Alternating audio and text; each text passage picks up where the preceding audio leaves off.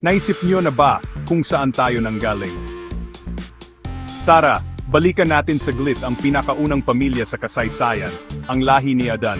Ayon sa Biblia, nang likhain ng Diyos ang tao, ginawa niya tayo ayon sa kanyang wangis.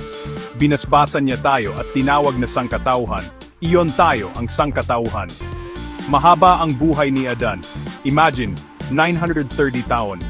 Sa paglipas ng panahon, nagkaroon siya ng anak na nagngangalang Seth.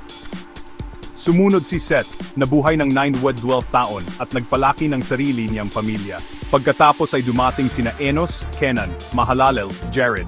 Bawat isa ay nabuhay ng daan-daang taon. Bawat isa ay nagdagdag sa malaking tapestry ng kasaysayan ng tao. Iba talaga ang buhay noon, no? Naisip mo ba ang lolo o lola mo na nabuhay ng 900 taon? At pagkatapos ay si Enoch, siya ay espesyal. Lumakad siya kasama ng Diyos sa loob ng 365 taon, pero sa halip na mamatay, kinuha siya ng Diyos. Parang na-promote agad sa langit. Si Matusalem, ang pinakamatanda sa kanilang lahat, nabuhay ng 969 taon. Sumunod si Lamech at pagkatapos ay dumating si Noe, ang magdadala ng pag-asa sa panahon ng kahirapan. Si Noe, sa edad na 500 taon ay naging ama ni na Shem, Ham, at Japheth.